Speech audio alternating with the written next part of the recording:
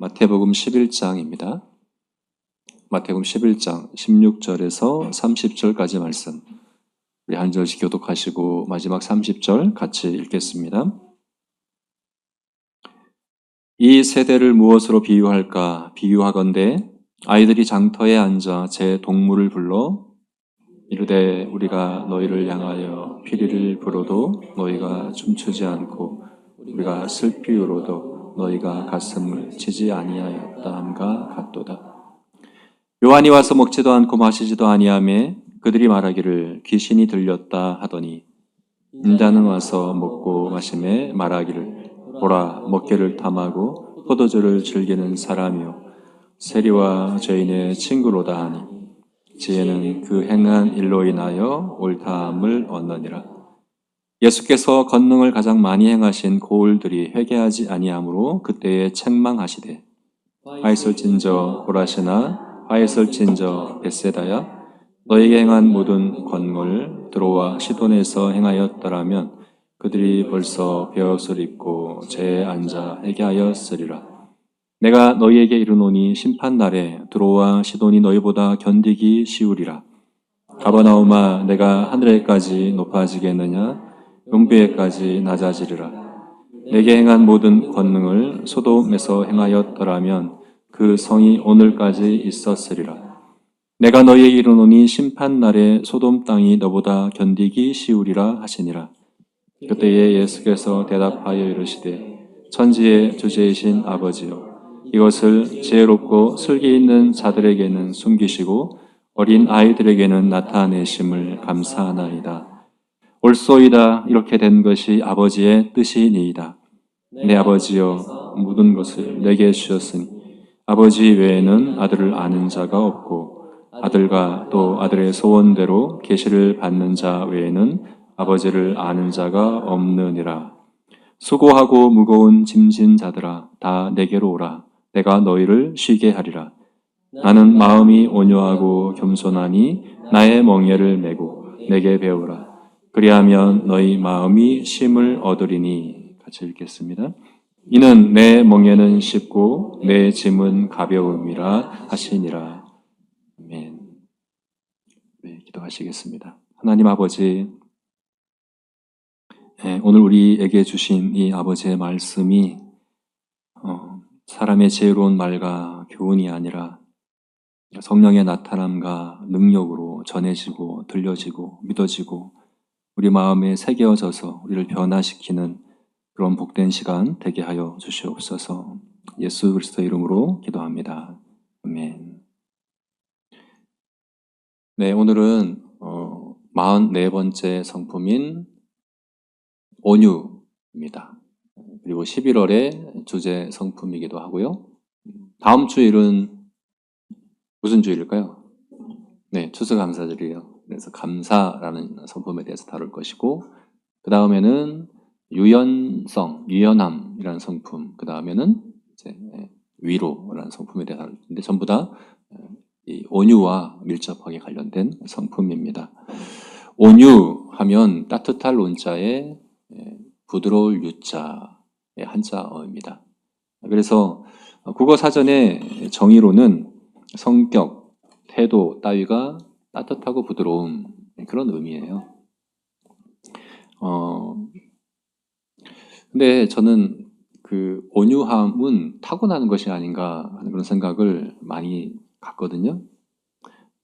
제가 전에 말씀드렸던 것 같은데 우리 최청길 장로님의 아들인 최지원 목사님이 미국에서 지금 목회를 하고 있거든요. 저보다 2살 어리지만 제가 존경스러운 그런 동생이에요. 특히나 성품에 있어서 그렇거든요. 청년 때 그런 일이 있었대요. 담임 목사님이 그 목사님을 청년인 그 목사님을 불러다가 너는 내가 성령 충만할 때에나 이제 보일 수 있는 성품을 타고난 사람이구나 이렇게 얘기를 했다고 합니다. 정말 그렇거든요. 가식적이지 않아요. 정말 진심으로 사람을 따뜻하고 부드럽게 대하는 그런 성품인데 그래서 한계를 느끼는 겁니다. 난 안 되나 보다, 타고나야 되는가 보다 하는 그런 생각을 갖게 되는데 여러분 그런 경험 없으십니까? 제가 볼 때 우리 제자교회 안에도 그런 분들이 몇몇 있어요. 그렇죠? 교회 밖에서도 있죠. 혹시 비그리스도인들 가운데 그런 분 있지 않습니까? 아, 저 사람 정말 온유하다. 저 사람은 사람들을 따뜻하고 부드럽게 대하는, 그냥 겉으로만이 아니라 정말 진심으로 그런 사람이다라는 사람이 있지 않습니까? 근데 오늘 우리가 보고자 하는 것은 타고나는 그런 성품이 아니라 거듭나야지만 성령의 열매로서만 하나님의 성품에 참여하는 성도만 가질 수 있는 온유함입니다. 그렇게 일반적으로 생각하는 그 온유함과는 다르겠죠. 그래서 이 온유함의 이 정확한 의미를 우리가 알아야 합니다. 오늘 29절 말씀에 예수님이 나는 마음이 온유하다 라고 할 때 그 온유함이 무슨 의미인가? 예수님의 그 온유함이 무슨 의미인가? 우리가 일반적으로도 이 온유함을 이제 중요한 덕목으로 여기기 때문에 그런 개념으로는 이해하기 쉽거든요. 그래서 오늘 본문을 통해서 예수님의 그 온유함이 무엇인지, 그리고 성도의 성품으로서의 온유함이 근본적으로 무엇인지 함께 봤으면 좋겠어요. 온유함이란 무엇일까요? 첫 번째로 우리가 생각해 볼 수 있는 온유함의 의미는 국어사전의 의미 그대로 사람들을 따뜻하고 부드럽게 대하는 것이라고 생각할 수 있습니다. 오늘 본문에서도요, 28절 말씀이 굉장히 유명한 말씀이죠. 정말 다들 좋아하는 말씀입니다. 수고하고 무거운 짐진 자들아 다 내게로 오라. 이 말씀은 싫어할 사람이 없을 거예요. 아마 믿지 않는 사람들 다 좋아할 만한 말씀이고 당시에 예수님의 대적자들이라 할 수 있는 바리새인, 서기관, 대제사장들도 아마 다 좋아할 말 아닙니까?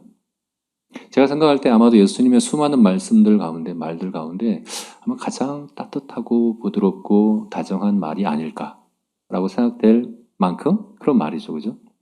그리고 그 말씀을 하자마자 바로 이어서 하신 말씀이 뭐냐면 나는 마음이 온유하다. 이렇게 말씀하셨거든요. 그래서 우리가 예수님의 이 온유함은 따뜻하고 부드럽게 사람들을 대하는 것이구나. 그렇게 말하는 것이구나. 이렇게 생각할 수 있다는 거예요. 근데 여러분, 그렇지가 않겠죠. 네, 그렇지가 않습니다. 수고하고 무거운 짐진 자들아, 우리가 듣기에는 굉장히 따뜻하고 부드럽고 다정한 위로와 격려의 말처럼 들릴 수 있지만 사실 이 말은 책망의 말입니다. 20절 말씀부터 한번 봅시다. 20절부터 말씀 보겠습니다. 제가 읽을게요. 예수께서 권능을 가장 많이 행하신 고을들이 회개하지 아니하므로 그때에 뭐라고요? 책망하시되. 지금 예수님이 책망하시고 있어요. 어떻게 책망하는가? 화 있을진저 고라시나 화 있을진저 벳세다야. 이 고라신과 벳세다, 그리고 23절에 나오는 가버나움, 이 세 개의 도시는 갈릴리 지역의 아주 대표적인 도시들이에요. 예수님이 갈릴리에서 자라셨죠. 태어나시기는 베들레헴에서 태어나셨지만 나사렛에서 성장하시고 나사렛에서 그러니까 갈릴리 지역에서 공생애도 시작하셨어요. 그리고 공생의 전초 기지와 같은 도시들이 이 세 도시예요. 고라신, 벳세다, 가버나움. 벳세다는 특별히 우리가 잘 아는 오병이어 기적도 바로 여기서 일어났죠. 그래서 여기서 가장 많은 권능을 행하셨어요. 가장 많은 가르침을 베푸셨던 곳이에요. 근데 뭐라고 얘기합니까? 고라시나 벳세다야.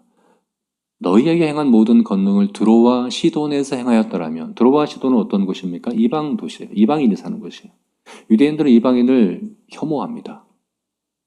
상종도 하지 않으려고 합니다. 지옥의 불쏘시개로 사용될 사람들이라고 생각합니다. 근데 뭐라 그러냐 하면 그들이 벌써 회개하고 제에 앉아 회개하였으리라. 그들보다 너희가 못하다라고 이야기를 하고 있는 거예요. 아마 충격받았을 거예요. 이 얘기를 듣는 사람들이. 근데 뒤에는 더 충격적입니다. 22절을 보게 되면 내가 너희에게 이르노니 심판날에 드로와 시돈이 너희보다 견디기 쉬우리라. 당연히 심판받고 지옥의 불쏘시개로 삼을 사람들인데 그들보다 우리가 더 큰 심판을 받는다고? 놀라운 말이죠. 다음에 23절 보니까 가버나움아 내가 하늘까지 높아지겠느냐 음부에까지 낮아지리라. 하늘까지 높아지겠느냐 음부에까지 낮아지리라. 이 구절은 이사야서 14장에서 인용하신 말씀이에요. 이사야 14장에서 이 말씀은 바벨론 제국에 대한 하나님의 심판을 예언하는 말씀이거든요. 바벨론 제국이 어떤 곳입니까? 유다의 원수 같은 나라죠. 유다 왕국을 멸망시킨 나라죠.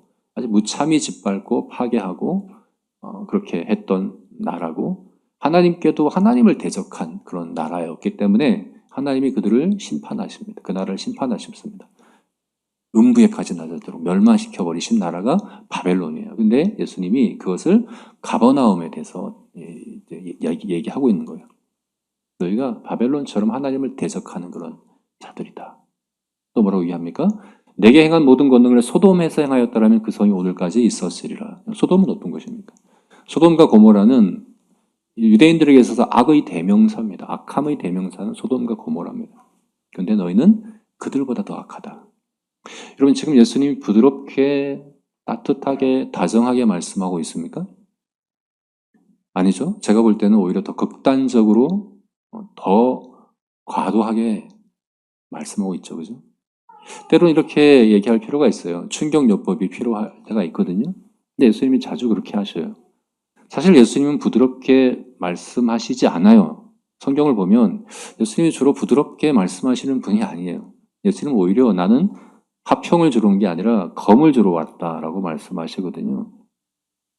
그래서 지금 책망하는 상황이니까 이렇게 어쩔 수 없이 부드럽게 안 되죠 라고 생각할 수 있어요. 근데 예수님이 책망하실 때도 부드럽게 하신 적이 있거든요. 그렇게 하실 수 있어요. 요한복음 8장 가늠하다 잡힌 여인 어땠습니까? 가늠하다가 잡혀왔어요. 사람들이 예수님께 물어봅니다. 모세율법에는 돌로 쳐서 치라 하더이다. 선생님 어떻게 하시겠습니까? 주님 뭐라고 말씀하셨어요? 너희 중에 죄 없는 자가 먼저 돌로 쳐라. 나이 많은 사람부터 젊은이까지 다 돌을 내려놓고 돌아갑니다. 예수님께서 묻습니다. 여인에게 너를 정죄하던 자들이 어디 있느냐? 그들이 없느냐? 여인이 대답합니다. 주여 없나이다. 예수님 뭐라 말씀하십니까? 나도 너를 정죄하지 아니하노니 가서 다시 죄를 짓지 마라. 이렇게 말씀하시죠. 예수님 지금 죄 지으라고 말한 게 아니에요. 간음해도 된다고 얘기하는 거 아니에요. 간음은 죄라고 분명히 말씀하십니다. 책망하시는 거예요. 그런데 너무나도 부드럽죠. 너무나도 따뜻하죠. 책망해도 이렇게 하실 수 있어요. 그래서 나는 마음이 온유하다는 말씀이 요한복음 8장 그때 나도 너를 정죄하지 않는다. 가서 죄를 짓지 마라. 나는 마음이 온유하고 겸손한 사람이다. 이렇게 말씀하면 이 온유함은 사람들에게 따뜻하고 부드럽게 대하는 것이구나 이렇게 이해할 수 있는데 근데 사실 오늘 본문은 그렇지가 않아요. 오늘 예수님께서 나는 마음이 온유하고 겸손하다 이 말씀은 지금 따뜻하고 부드럽게 대하는 그런 상황이 아니에요. 오히려 더 과도하게, 오히려 더 극단적으로, 더 충격파토록 그렇게 아마 최대한의 그런 이제 극단적인 말씀을 하신 거예요. 그들에게. 그래서 여러분, 물론 온유함이 사람들에게 따뜻하고 부드럽게 대하는 것도 있어요. 서신서를 보게 되면 사도 바울이나 베드로가 사람들을 온유함으로 대하라라고 말합니다. 그러니까 그것도 맞아요. 그런 면도 있습니다.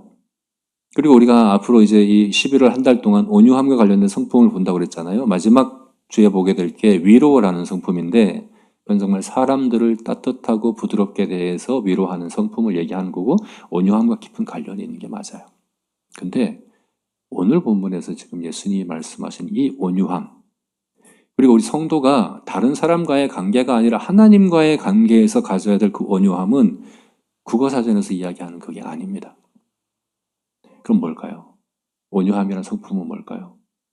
또 우리가 생각해 볼 수 있는 것은 어려운 상황, 환경, 고난에 순순히 대하는 것. 순순히 받아들이는 것. 순응하는 것. 이렇게 우리가 생각해 볼 수 있어요. 예수님을 성경에서는 어린 양이다, 순한 양이다 이렇게 자주 표현하거든요. 예수님을 세례 요한도 예수님을 처음 봤을 때 뭐라고 그랬습니까? 보라, 세상 죄를 지고 가는 하나님의 어린 양이로다 이렇게 표현했거든요. 이사야서 53장 7절 말씀 보게 되면 그가 곤욕을 당하여 괴로울 때에 그의 입을 열지 아니하였으며 마치 도수장으로 끌려간 어린 양과 털 깎는 자 앞에서 잠잠한 양같이 그의 입을 열지 아니하였도다. 그래서 여러분 우리가 성경을 가만히 생각해 보면 예수님이 그렇게 순한 모습, 온순한 모습, 부드러운 모습은 어떤 때입니까? 주로 십자가 고난과 죽으심의 상황에서 그렇게 하셨어요. 다른 상황에서는 사실 예수님은 사람들이 이렇게 따뜻하게 부드럽게 다정하게만 대하시지 않으셨어요. 그래서 오늘 가는 곳마다 대적자들이 생겼죠. 근데 예수님이 정말 순한 양같이 잠잠하게 순순히 받아들이신 장면이 있다면 고난의 상황이에요. 그래서 오늘 본문에서 수고하고 무거운 짐진 자들아 다 내게로 오라 할 때 이 수고와 짐이 세례요한이 이야기했던 세상 죄를 지고 가는 하나님의 어린 양이라고 했던 그 세상의 죄의 짐을 의미하는 것이 아닐까. 그렇다면 예수님이 지금 고난, 이 어려운 이 상황과 환경에 대하여 순순히 받아들이고 순응하는 그런 모습이구나. 그것이 바로 지금 순한 양과 같은 그런 온유함이라고구나. 이렇게 생각할 수 있다는 거예요. 온유하면 그런 측면도 있습니다. 우리가 다음 주에 유순함이라는 성품을 보게 될 텐데 그게 바로 그거예요. 우리가 상황에 대하여 어려움에 대하여 유순하게 부드럽게 대하는 것, 그것이 온유함과 관련된 성품은 맞아요. 그런데 오늘 본문에서 예수님의 이 온유함이 과연 그걸까? 아닙니다, 여러분. 왜냐? 오늘 본문에서 이야기하고 있는 수고와 짐이 죄의 짐이 아니에요. 죄의 짐이라고 하면 말이 안 돼요. 왜냐하면 30절 말씀 보게 되면 뭐라고 얘기합니까? 내 짐은 가볍다. 예수님도 짐이 있다고 말씀하시는데 이 짐이 죄라고 하면 예수님도 죄인이잖아요. 그죠? 네. 육아는 무거운 짐은 무겁습니다. 네.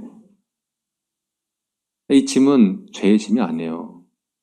그래서 예수님의 온유함이 뭔가를 이해하려면 이 짐이 뭔지, 이 짐의 의미가 뭔지를 바르게 이해해야 되거든요. 이 짐이 의미하는 바가 뭘까요? 네, 이것은 29절 말씀에서 우리가 힌트를, 실마리를 찾을 수 있습니다. 우리 29절 말씀 같이 읽어보겠습니다.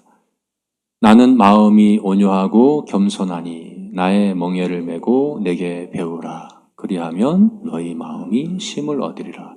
내게 배우라. 나의 멍에를 메고 내게 배우라. 이것이 이제 히브리인들이 주로 쓰는 문학 기법인데 평행법이라고 합니다. 같은 내용을 두 번 반복하되 다르게 표현합니다. 사실은 같은 말이에요. 멍에를 메라는 것과 배우라는 게 같은 말이에요. 나의 멍에를 메라, 내게 배우라. 같은 말이에요. 다시 말해서 예수님께서 지금 말씀하고 있는 이 수고, 짐은 가르침을 이야기하는 거예요. 가르침. 예. 이 멍에와 짐을 가르침이라는 의미로 사용한 성경 구절들이 많이 있는데 제가 두 군데만 한번 읽어드릴게요. 사도행전 15장 10절입니다. 우리 같이 읽어봅시다. 읽겠습니다. 시작. 그런데 지금 너희가 어찌하여 하나님을 시험하며 우리 조상과 우리도 능히 매지 못할 멍에를 제자들의 목에 두려느냐. 지금 이제 예루살렘 회의입니다. 예루살렘 최초의 공의회로 모였는데 왜 모였느냐. 이방인들에게 복음을 전해서 그들이 개종하고 그리스도인이 되었는데 그들에게 유대 율법을 따라서 유대인의 간섭대로 모든 것을 다 행하게 하여야 되느냐. 할례를 포함해서 그 유대의 모든 전통과 간섭과 의무를 다 행하도록 시켜야 하느냐 마느냐를 가지고 회의가 일어난 거예요. 회의를 하는 거예요. 근데 뭐라고 얘기합니까? 우리 조상과 우리도 다 매지 못하는 그것을, 그 멍에를 그들의 목에 두려느냐. 네. 지금 유대인의 간섭, 유대인의 그 가르침, 그걸 지금 멍에라고 표현하고 있는 것을 볼 수 있죠. 그죠? 또 마태복음 23장 4절 말씀도 같이 읽어봅시다. 읽겠습니다.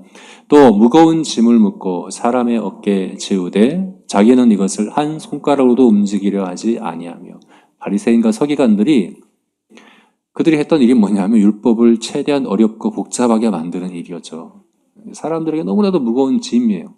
근데 자기들은 안 해. 자기들은 순종하지 않아요. 한 손가락도 움직이지 않고 자기들이 하는 일은 뭐냐? 율법을 어렵게 만드는 것. 그것을 예수님께서 뭐라고 말씀하시냐 하면 무거운 짐이라는 표현을 씁니다. 성경에서 무거운 짐이라는 표현이 딱 두 번 나와요. 바로 여기와 그리고 오늘 본문입니다. 수고하고 무거운 짐이라고 할 때 바로 그 짐입니다. 그래서 이 오늘 본문에 나오는 이 수고와 짐, 멍에는 다른 게 아니에요. 가르침을 의미하는 겁니다. 가르침. 예수님께서 지금 내게 배우라, 나의 멍에를 메라 라고 말씀하시는 것은 나의 가르침을 받아들이라 하는 이야기예요. 아까 우리가 16절부터 읽었는데 오늘 본문 말씀 한번 생각해 보세요. 오늘 본문 말씀이 다 그에 대한 거예요. 장터에서 피리를 불어도 너희가 춤을 추지 아니하고 가슴을 치며 울어도 너희가 내가 슬피 울어도 가슴을 치지 아니하였도다. 도무지 반응하지 않는다는 거예요. 결혼식 놀이를 해도 같이 안 하고 장례식 놀이를 해도 아이들이 같이 하지 않는 것처럼 세례 요한이 와서 전에도 안 받아들이고 예수님이 와서 전에도 다 안 받아들이는, 세례 요한에게는 귀신 들렸다고 얘기하고 예수님께는 먹기를 탐하고 마시기를 즐기는 사람이라고 정죄하고 이걸 줘도 안 되고 저것 줘도 안 되고 안 받아들이는 거예요. 또 뭐라고 얘기했습니까? 화 있을 진저 고라시나 베세다야 가버나오마, 내가 너희에게 행한 모든 가르침과 권능을 다른 데서 행했다면 그들이 벌써 다 회개하고 제 위에 앉았을 것이다. 이렇게 왜 안 받아들이냐? 나의 가르침을, 나의 말씀을 안 받아들이고 거부하느냐를 계속해서 지금 말씀하고 있는 거예요. 수고와 짐은 뭡니까? 가르침입니다. 직접적으로는 바리새인들의 그릇된 가르침이겠고, 넓게 보자면 하나님을 믿지 않고 하나님을 거부하는 이 세상의 정신, 이 세상의 가치관, 이 세상의 세계관들이 사실은 수고이고 짐이라고 표현을 하는 겁니다. 사람들은 거꾸로 생각을 해요. 사람들은 하나님의 율법이 우리에게 짐이 된다고 생각을 해요. 이 율법대로 살아가는 건 힘들다고 생각해요. 근데 하나님, 예수님은 거꾸로 말씀하시는 거예요. 아니라는 거예요. 왜 그렇습니까? 물고기가 물에서 자유롭게 물을 즐기는 것처럼 우리는 율법을 즐기도록, 율법 안에 자유롭도록 창조된 존재입니다. 사람들은 내가 내 마음대로 원하는 대로 하는 것이 자유라고 생각하지만 절대 그렇지 않죠. 내가 날고 싶다고 날 자유가 우리에겐 없습니다. 우리가 그렇게 창조되지 않았어요. 내가 원한다고 만유인력의 법칙을 내가 무시한다. 그건 내가 수고와 내가 무거운 짐을 진 일이지, 그죠? 그게 자유롭게 되는 일이 아니에요. 우리가 창조된 원리, 하나님의 그 뜻을 따라 살아가는 것이 곧 자유이고 곧 쉼을 얻는 길이다. 예수님께서 그 말씀을 하시는 겁니다. 그렇다면 온유란 무엇입니까? 온유함은 무엇입니까? 사람에게 따뜻하게 부드럽게 대하는 것도 아니고 상황에 대하여 순순히 받아들이는 것도 아니고 이것은 하나님의 말씀에 대한 우리들의 태도입니다.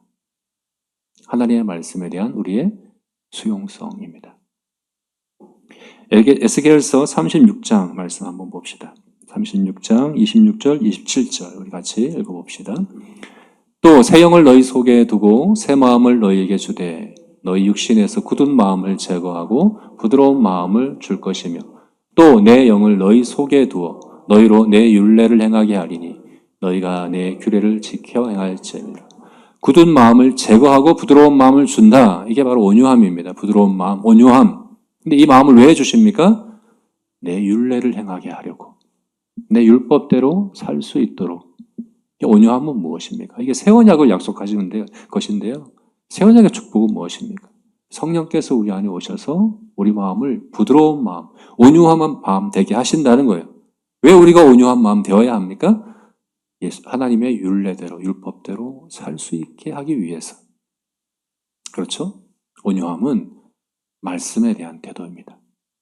또 마태복음 5장 5절 말씀, 우리 잘 아는 말씀 같이 읽어보겠습니다.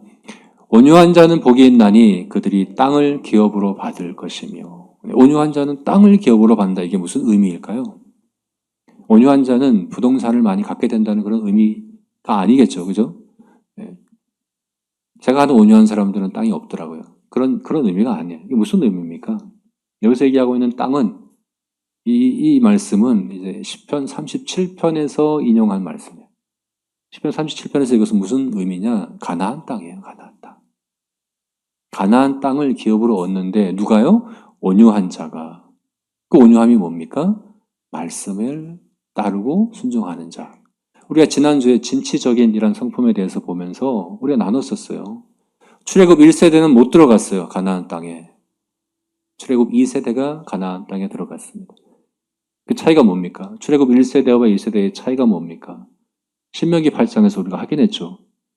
하나님께서 40년 동안 너희를 낮추시고 겸손하게 하신 것은 사람이 떡으로만 사는 것이 아니고 여호와의 입에 말씀으로 사는 것임을 가르침을 받은 세대가 2세대인 거예요. 그래서 그들이 땅을 기업으로 받은 거예요. 온유함은 뭡니까? 하나님의 말씀에 대한 태도입니다. 하나님의 말씀에 대한 부드러운 마음입니다.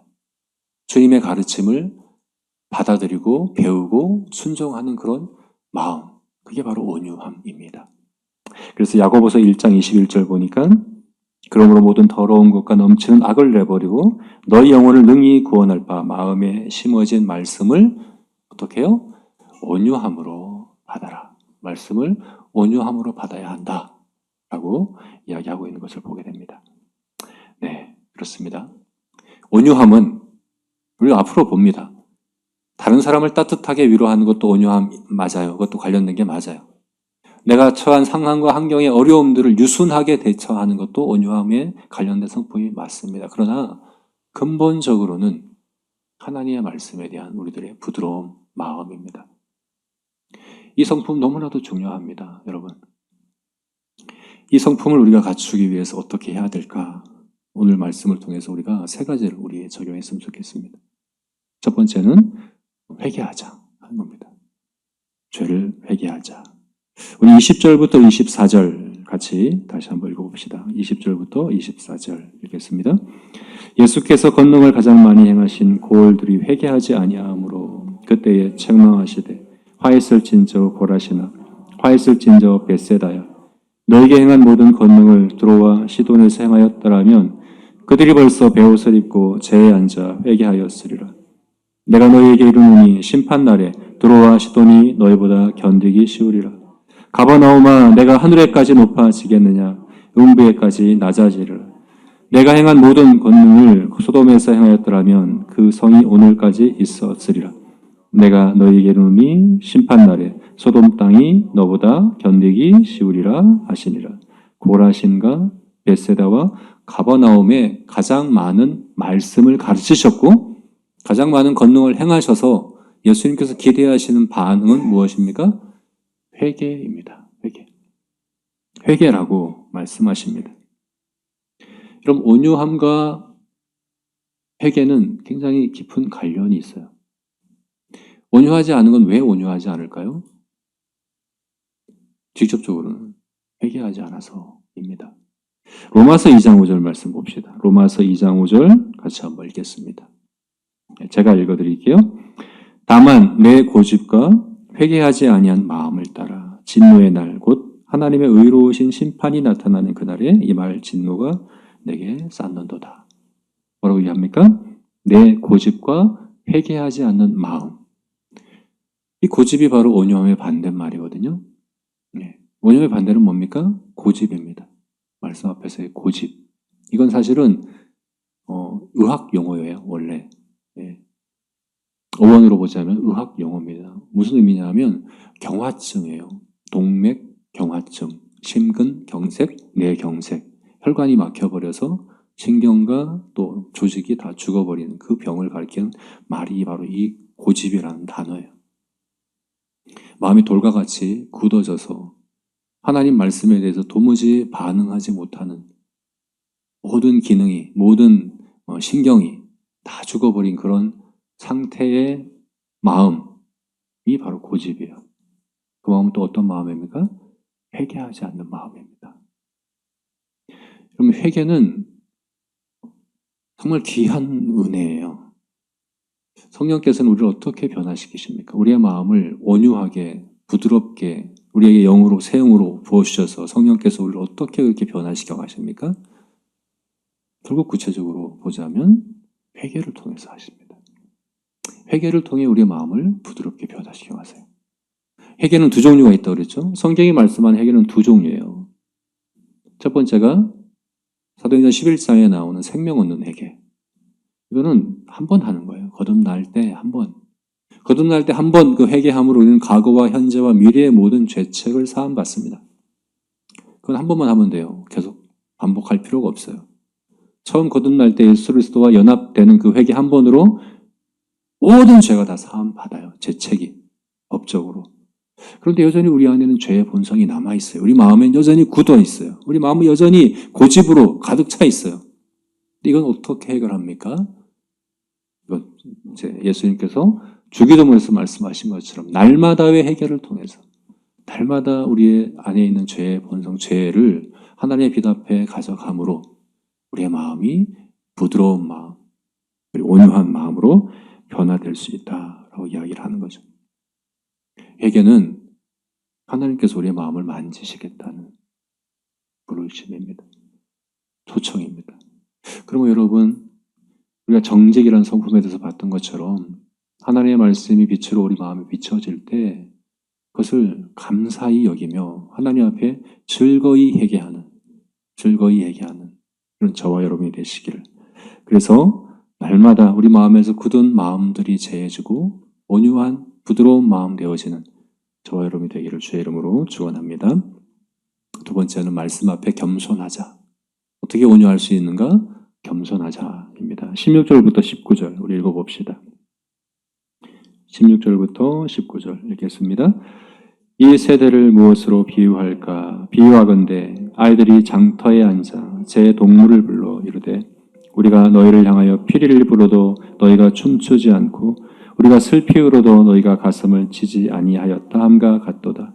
요한이 와서 먹지도 않고 마시지도 아니하며 그들이 말하기를 귀신이 들렸다 하더니 인자가 와서 먹고 마시매 말하기를 보라 먹기를 탐하고 포도주를 즐기는 사람이요 세리와 죄인의 친구로다 하니 지혜는 그 행한 일로 인하여 옳다함을 얻느니라. 그 세대의 사람들을 마을이 이제 장터에서 노는 아이들의 비유에서 이야기를 하죠. 이 피리를 분다, 또 가슴을 치며 슬피 운다. 이거는 당시의 아이들의 놀이, 두 가지 놀이, 결혼식 놀이와 장례식 놀이를 이야기하는 겁니다. 아이들은 마을에서 행해지는 가장 큰 두 행사인 결혼식과 장례식을 가지고 이제 그 역할 놀이를 하는 거예요. 오늘날처럼 뭐 게임이 있거나 그렇지 않잖아요. 그게 애들이 하는 놀이였습니다. 그래서 아이들이 모여서 우리 놀자, 우리 결혼식 놀이 하자. 내가 피리 불게. 너는 신랑하고 너는 신부하고 너는 하객하고 너는 주례해 하는데 나 안 해. 싫어. 라고 얘기하는 거예요. 어떤 친구가. 그래서 어떡합니까? 그래? 그럼 우리 장례식 놀이 할까? 내가 곡하는 사람 할게. 내가 울게. 그럼 너는 가슴을 치면서 울고 너는 시체하고 너는 뭐 문상객하고 이렇게 하자. 그러니까 또 뭐라고 합니까? 싫어. 안 해. 이건 뭡니까? 하겠다는 거예요? 안 하겠다는 거죠. 놀이의 문제가 아니에요. 이 놀이가 싫다, 저 놀이가 싫다의 문제가 아니에요. 안 하겠다는 거, 안 놀겠다는 거예요. 세례요한이 와서 먹지도 않고 마시지도 않았어요. 세례요한이 그렇게 먹지도 않고 마시지 않은 건 구속사에 있어서 굉장히 중요한 메시지입니다. 예수 그리스도가 오시기 전에 예수 그리스도의 필요성을 나타내고자 나시린처럼 생활한 거예요. 정말 중요한 메시지를 먹지도 않고 마시지도 않고 그의 모습, 삶으로 전했죠. 뭐라고 얘기합니까? 귀신 들렸다고 얘기합니다. 싫은 거예요. 예수님이 와서는 먹고 마셨어요. 그랬더니 먹기를 탐하고 마시기를 즐기는 사람이다. 또 이렇게 비판하는 거예요. 이거는 말씀의 문제가 아니에요. 이 말씀 저 말씀의 문제가 아니에요. 싫다는 거예요. 말씀이 싫다는 겁니다. 교만한 거죠. 나에게 맞지 않는다. 내게 맞는 말씀. 그 말씀이 그들을 찔러 쪼개 하는 게 아니라 그들이 말씀을 찔러 쪼개. 이 말씀은 이래서 안 맞고 이것은 이렇게 안 맞고 이건 나한테 이렇고 이렇게 하는 교만한 그런 모습들을 이야기하는 걸 볼 수 있습니다. 여러분, 말씀이 열매 맺는 것은 마음 밭에 달려 있습니다. 같은 종류의 씨앗이 같은 사람에 의해서 뿌려지되 어떤 밭은 열매를 맺지만 어떤 밭은 열매를 맺지 못하는 이유는 그 밭이 길가와 같고 가시떨기밭과 같고 돌짝밭과 같기 때문에 그런 거예요. 좋은 땅에 뿌려진 씨앗은 열매를 맺습니다. 말씀에 대한 마음의 수용성, 돌짝과 같고 가시떨기와 같은 그 마음이 바로 열매를 결정한다 하는 것을 볼 수 있습니다. 여러분, 말씀에 대한 우리들의 마음의 태도는 너무나도 중요합니다. 말씀을 받아들이는, 말씀에 대하는 태도는 너무나도 중요합니다. 가난한 마음, 겸손한 마음으로 말씀을 대해야 합니다. 베드로서 1장 19절 말씀에 우리에게는 더 확실한 예언이 있어 어두운 데를 비추는 등불과 같으니, 말씀은 등불입니다. 어두운 데 비추는 등불입니다. 내 마음이 어두움이고 말씀이 빛입니다. 내가 비치고 말씀이 어두움이 아니에요. 내가 말씀을 분석하고 내가 말씀을 밝히고 내가 말씀을 쪼개고 내가 말씀을 깨닫고가 아니라 말씀이 나를 비추고 말씀이 나를 분석하고 나를 말씀이 고치고 말씀이 비치고 내가 어둠이다 하는 겸손한 마음으로 말씀을 대하는 마음이 저와 여러분에게 있어야 합니다. 이건 너무나도 중요한 우리 영적 상태를 나타내는 중요한 잣대라고 저는 생각을 해요. 전에 말씀드렸던 것 같은데 제가 대학교 1학년 때 수련회를 갔던 기억이 아직도 생생해요. 수련회를 갔고 그거는 이제 대학들이 다 모여서 하는 수련회였고 저는 1학년이었었어요. 거기서 4학년 어떤 형을 만났는데 옆에서 그냥 같이 집회를 참석하고 있었는데 집회 중간에 저를 붙잡고 같이 기도하자고 그래서 기도했어요. 지금도 얼굴도 기억 안 나고 이름도 잘 몰라요. 신학생도 아니었어요. 저를 붙잡고 기도하는데 막 엉엉 울어요. 저는 당황스러웠죠. 왜 이렇게 울까? 나중에 얘기를 하는 거예요. 말씀 앞에 내 마음이 너무 부한 것 같아. 너무 가난함을 잃어버린 것 같아. 나를 위해 기도해줘. 라면서 이렇게 너무 우는 거예요. 근데 당시에는 잘 공감이 안 됐었죠. 근데 그 기억이 내 마음에 꽂혀 있어요. 말씀 앞에 그렇게 가난한 마음 가져야 되는 거구나. 사실 이게 가난한 마음이잖아요. 말씀 앞에. 그죠? 그런 마음이 있어야 되는 거구나를 제가 나중에 인격적으로 예수를 만나고 정말 말씀이 살아있구나를 깨닫고 나서야 그 마음을 알게 되었어요. 여러분들은 어떻습니까? 하나님 말씀 앞에서 이와 같은 갈급함, 가난한 마음, 겸손한 마음이 있습니까? 그렇지 않다면 그렇게 회개해야 합니다. 그리고 그 마음을 구해야 합니다. 말씀 앞에서의 가난함, 말씀 앞에서의 겸손함. 그러면 안식을 주시겠다, 쉼을 주시겠다라고 말씀하시죠. 쉼, 안식, 샬롬은 하나님의 말씀으로 질서 잡혀진 상태이기 때문에 그래요. 내 마음대로가 아니라 말씀대로 살아가는 그것이 자유이고 그것이 안식입니다. 주님 말씀하시면 피리를 불라 하시면 춤을 추고 가슴을 치라 하시면 슬피 우는 가라 하시면 가고 서라 하면 서는 말씀대로 살아가는 그런 저와 여러분이 겸손한 저와 여러분이 되시기를 주의 이름으로 축원합니다. 네. 마지막 세 번째는 순종으로 배우자. 순종을이 아니라 순종으로 배우자. 뭘 배웁니까? 온유함을 배우자 하는 겁니다. 25절부터 30절 함께 또 마지막으로 읽어보겠습니다. 25절부터 30절 같이 읽겠습니다. 그때 예수께서 대답하여 이르시되 천지의 주제이신 아버지여 이것을 지혜롭고 슬기 있는 자에게는 숨기시고 어린 아이들에게는 나타내심을 감사하나이다. 옳소이다. 이렇게 된 것이 아버지의 뜻이니이다. 내 아버지께서 모든 것을 내게 주셨으니 아버지 외에는 아들을 아는 자가 없고 아들과 그 아들의 소원대로 계시를 받는 자 외에는 아버지를 아는 자가 없나이다. 수고하고 무거운 짐진 자들아 다 내게로 오라. 내가 너희를 쉬게 하리라. 나는 마음이 온유하고 겸손하니 나의 멍에를 메고 내게 배우라. 그리하면 너희 마음이 쉼을 얻으리니 이는 내 멍에는 쉽고 내 짐은 가벼움이니라. 네, 예수님께서 말씀하세요. 옳소이다. 이렇게 된 것이 아버지의 뜻이니이다. 이거 되게 놀라운 고백이지 않습니까? 가장 많은 시간과 가장 많은 힘을 쏟아서 사역했던 곳이에요. 그렇게 많은 가르침과 기적을 행하시고 그렇게 많은 수고를 했는데 거기서 아무런 열매가 없어요. 고라신과 벳세다와 가버나움에서 아무런 변화도 안 나타나요. 우리 입장에서는 어떻습니까? 인간적으로는 굉장히 힘이 빠지고 실망할 만한 상황이잖아요. 주님께서 뭐라고 이해하십니까? 아버지의 뜻입니다. 하나님의 주권에 대해서 철저히 인정하고 고백하는 그런 예수님의 모습을 볼 수 있는데 사실 이것이 바로 온유함이라고 볼 수 있어요. 내 멍에를 메라 하는 말은 무슨 의미입니까? 멍에가 뭔지 아시죠? 멍에가 뭘까요? 쟁기는 아시나요? 쟁기는 밭을 가는 이제 농기구죠? 이 쟁기를 매죠. 끈으로 매서 소의 어깨에다가 딱 걸어 놓는 게 멍에예요. 밭을 갈 때. 근데 유대인들이 사용하는 멍에와 우리나라의 농촌에 쓰는 농기구 멍에는 좀 달라요. 우리나라에서 쓰는 멍에는 소 한 마리가 하나의 멍에를 매요. 각각 매는데 유대인들이 쓰던 멍에는 두 마리가 하나를 매는 거죠. 같이 매는 거예요. 유대인들이 예수님께서 내 멍에를 매자 그럴 때 바로 이해했어요. 무슨 의미입니까? 같이 매자는 거예요. 내 멍에를 너가 같이 매자 얘기하는 거예요. 여러분 우리가 어떻게 온유해집니까? 예수님과 멍에를 같이 맬 때 온유해집니다. 야생마를 길들일 때 그렇게 한다고 하죠. 야생마를 길들이는 방법이 뭡니까? 당나귀하고 둘을 묶어 놓으면 된대요.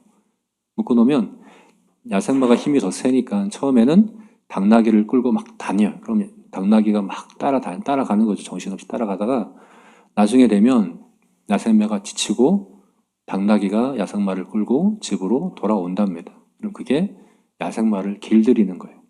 그게 온유함입니다. 온유함의 이 사전적, 문자적 의미는 길들인다고 하거든요. 온유함은 말씀에 길들여지는 마음입니다. 어떻게 길들여집니까? 함께 멍에를 매므로. 때로 주님께서 내 원하는 대로 따라오시는 것처럼 보이더라도 그 멍에만 우리가 벗지 않는다면 주님께서 우리를 온유한 성품으로 변화시켜 가실 것이기 때문에 주님의 주권을 인정하며 주님과 동행하며 주님과 내가 함께 걷겠습니다. 주님, 저를 가르쳐 주십시오. 저에게 온유함을 가르쳐 주십시오.